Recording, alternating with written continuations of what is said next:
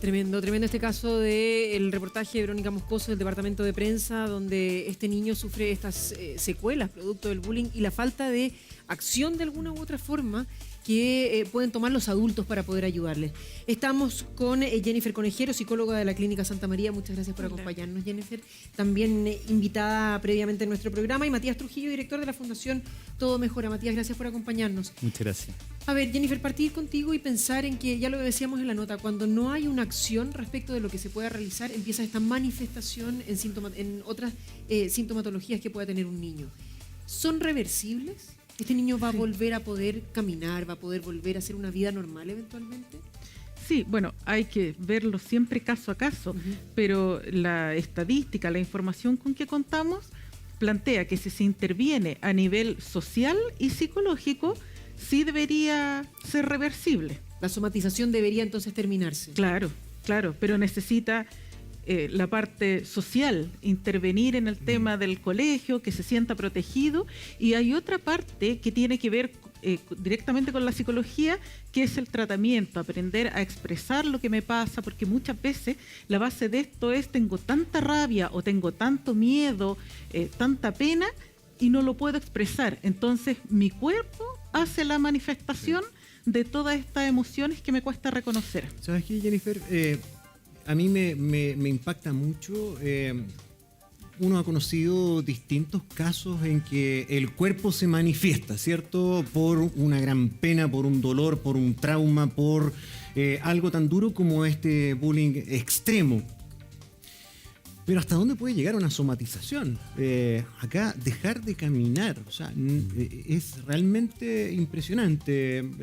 Bueno, hay gente que pierde la voz, hay gente que deja de hablar, hay gente que pierde un poco la memoria, hay distintas cosas, pero dejar de caminar, es súper fuerte la somatización. Claro, claro, y de hecho en niños más pequeños también se han documentado algunos casos de niños que refieren no ver. Ya, entonces la manifestación es grave, y lo que hacen los padres, por supuesto, es acudir a un servicio de urgencia, claro, que es lo primero. Porque piensan en cualquier cosa que falla, claro, menos en que el propio estrés o la angustia o la depresión eventual les provoca, o sea... Claro. Además que estamos acostumbrados al síntoma que son los más frecuentes, o sea, por eso es que pasa. Me duele la guatita, me duele la cabeza, y uno dice, bueno, aquí está pasando algo, entonces lo investigo en esta esfera psicológica, psiquiatra, neurólogo. Pero también estos síntomas, que son muy graves, pueden tener una base psicológica, y eso es menos conocido. Claro. Matías, voy de inmediato contigo, pero Jennifer, ¿sabes qué? En el reportaje mostraban cómo hace un tiempo un neurólogo le había diagnosticado estas cefaleas, estos dolores de cabeza, que no son generalmente típicos en un niño de 10 años, no recurrentes. ¿Qué otras sintomatologías deberíamos estar alerta los papás? Porque muchas veces creemos que lo estamos haciendo súper bien, y no es así. Los niños no se están atreviendo a hablar, no nos están contando lo que pasa. La realidad de la casa y el colegio son diferentes. ¿A qué tenemos que estar atentos? Mira, bueno, la base es que uno debería conversar siempre con los niños, o sea, para mantener la confianza, porque si uno no habla con los niños y de repente lo empieza a mirar y dice, parece que le pasa algo, el niño va a estar más reticente a contar.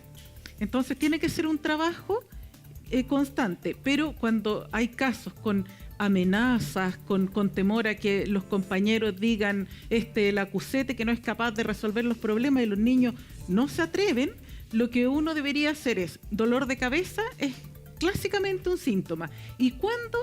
Antes de ir al colegio. Entonces no aparece el fin de semana, por ejemplo. Dice, le duele la cabeza todos los días, menos el fin de semana, menos en las vacaciones. Ahí está pasando algo. Claro. Le duele la guatita, lo mismo. No el fin de semana, sino que antes de ir al colegio. Eso es ya, pero cuando tú dices, te deberíamos hablar siempre con los niños, sí, pero uno les pregunta, ¿cómo te fue? Bien. ¿Y qué hiciste? Lo mismo de siempre. Esa es la frase larga, la extendida, ¿verdad? ¿Cómo se logra? ¿Cuál es una clave? Porque hoy día es difícil entablar muchas veces comunicación con los niños. Claro, por eso es una cosa que tiene que ser constante. Entonces, si yo parto jugando un poco con mi hijo, o sé qué cosas iba a hacer, qué juguete quería llevar, ya la pregunta no va en un ¿cómo te fue?, sino que va, ¿y qué hiciste? ¿Con quién jugaste a la pelota? ¿A quién se la pasaste? ¿cómo te fue en este trabajo? ¿Cómo les fue a los otros? Pero no en términos académicos necesariamente, sino que te vayan contando y qué dibujó tu amigo. Y ahí uno va mostrando interés y después los niños se acostumbran a ir contando las cosas. Van tomando confianza, igual que cualquier persona. Sí, claro. Matías, cuando ocurre un caso tan extremo como este,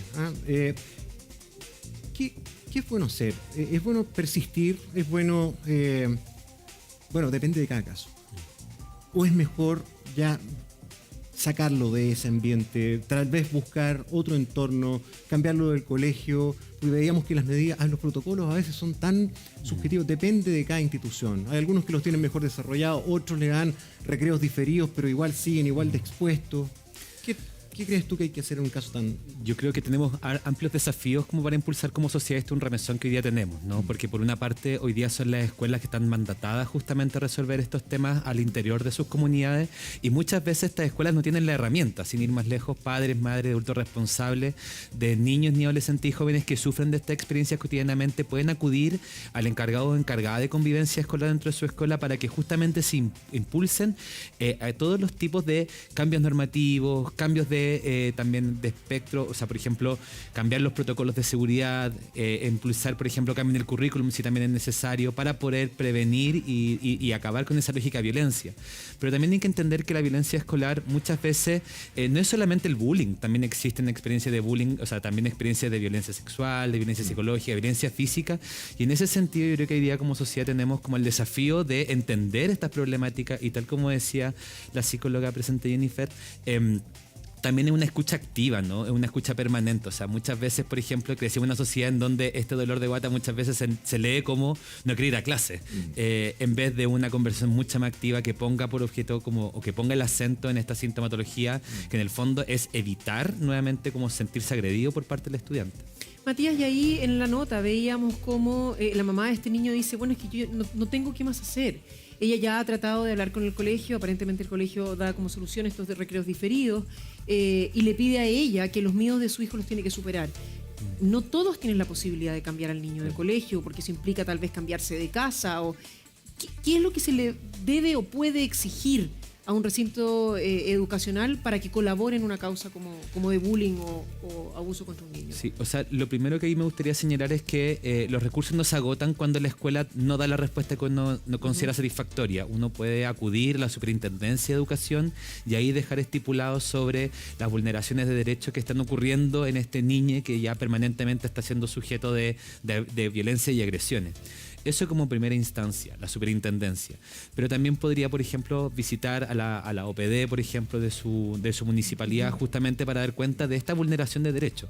Porque hay que entender también de que, o que es lo que por lo menos sabemos desde la Fundación, es que muchas veces cuando son niños quienes están en esta lógica de violencia, es probable, y quienes estén ejerciendo la violencia también estén en una lógica de violencia en sí misma. Entonces, está replicando esta conducta y por lo tanto, acá no solamente hay que socorrer, por cierto, a quien está siendo víctima de estas agresiones, pero también hay que ponerle atención a quien está levantando estas agresiones. Sí. No es sencillo hoy día, se están dando mucho estos ambientes hostiles y cuesta mucho también poder intervenirlos, poder cambiar el rumbo. Hay demasiado factor que hoy día da espacio, da lugar a hostilidad. Sea bullying, sea abuso, sea maltrato, están las redes, está fuera del muro de la sala de clase, incluso del perímetro del patio. Los niños hoy día están sometidos a un mundo completamente distinto al que tuvimos nosotros en nuestra niñez. Yo creo que los profes también. Sí, yo creo que ahí pasan varias cosas, porque bullying siempre ha habido. Sí. O sea, yo conozco adultos que fueron víctimas de bullying severo, pero en ese tiempo era afróntalo como hombre, arréglatelas, diles algo, y las marcas siguen. Y acá yo creo que hay dos tipos, o bueno, siempre hay más, pero uno podría decir como los que salieron adelante y fueron más resilientes y dijeron vamos a contribuir a un mundo de no violencia, educando a los hijos, preocupándose de los colegios donde están. Y está el otro grupo que dice, bueno, si a mí me maltrataron y yo estoy aquí, sobreviví, ¿por qué no lo van a hacer ellos? cuando ese es un problema súper grande como sociedad. El maltrato, tanto infantil por parte de los padres o el maltrato en el colegio, ha dejado huellas en la sociedad que muchas personas no quieren ver. Porque ahí es donde yo digo, pero aguanta, ¿cómo te va a molestar el sobrenombre? ¿Cómo te va a molestar un golpe?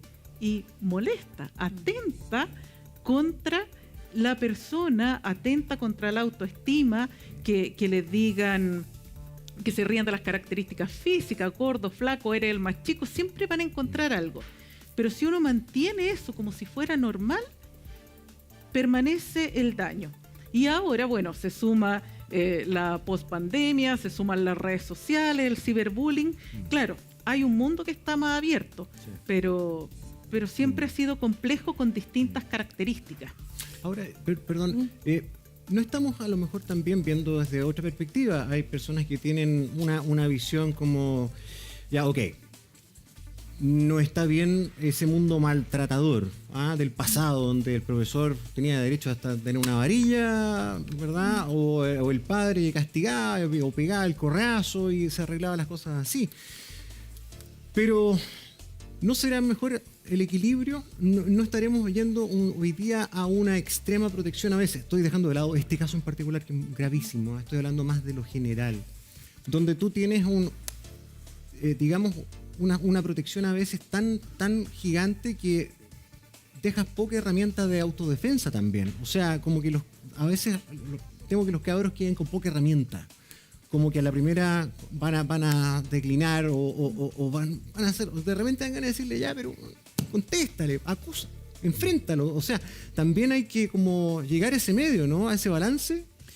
Yo creo que hay dos cosas. Por una parte, la salud mental es una crisis que hoy día estamos teniendo en Chile y de hecho y en el mundo, organizaciones, sobre todo post pandemia, claro. Y al menos en el caso de Chile, distintas organizaciones decíamos hasta antes del estallido social incluso que debería decretarse una alerta sanitaria en esta materia. Entonces, ahí basalmente me parece que es importante como tomar lo que tú mencionas, pero también como con la perspectiva necesaria de que hay personas que hoy día están viendo vulnerada su integridad.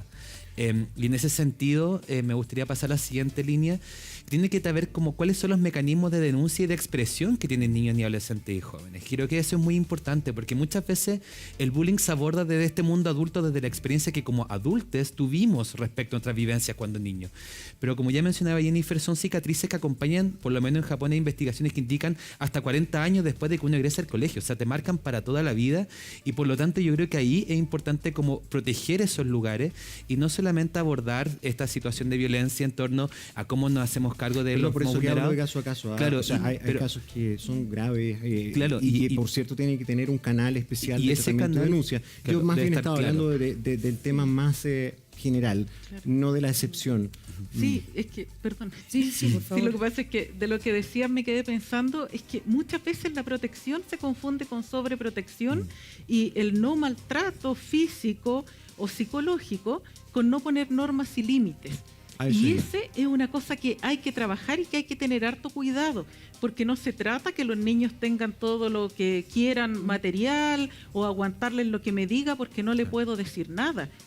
Se trata de poner normas y por eso es que hay que partir del niño más pequeño, o sea, cuando ya empieza a entender y decirle no hagas esto y, por ejemplo, si va a meter la mano al enchufe, claro, antes le daba el manotazo, no lo pone más, pero si yo lo saco y lo firmo un minuto y le digo no, ahora te quedas aquí porque eso no corresponde, el niño va a interiorizar la autoridad sana del adulto y la protección. Entonces, proteger también es enseñar. Si yo dejo que el niño dé su opinión, en los momentos en que se pueda, por supuesto no se puede meter en una discusión parental, pero si estamos conversando y el niño pregunta, no decirle que no a todo, sino que hay temas que puede abordar y otros que no. Si yo le permito hablar, él se va a atrever a denunciar y a contestarle a otros en el colegio y hablarle al profesor cuando le pase algo. Ojo, tal vez también medidas de prevención, porque aquí estamos hablando siempre del al que le hacen bullying o tiene víctima de esta violencia y quién la comete. Pero si también empezamos con prácticas preventivas, previo a, sobre todo cuando son más chiquititos, el caso de Estados Unidos, este niñito que le tiraron una pelota de tenis prendida en fuego, uno de 8, o sea, estamos hablando de 6 y 8 años, no es mucho más allá. Es súper terrible las imágenes de esta criatura que está jugando con un niñito afuera de su casa y le llega esta pelota prendida en fuego. El poder tratar de tener medidas preventivas para evitar que lleguemos a esto, que no llegue a una escalada en la cual a un niño lo amenacen de muerte porque va a acusar si es que lo vuelve a hacer, y tenemos el caso, por ejemplo, aquí en nuestro país también. Queremos agradecerles, creemos que tocar este tema es parte de lo que nos compete como también medio para poder tratar de ayudar a dar herramientas a los papás, a los profesores y a todos quienes están a cargo de los niños para evitar que lleguen a esto. Les queremos agradecer, Jennifer, Matías, Muchas por haber gracias por la estado invitación. conversando con nosotros. Nos vamos a la pausa, volvemos en un instante al Buenos Días a Todos.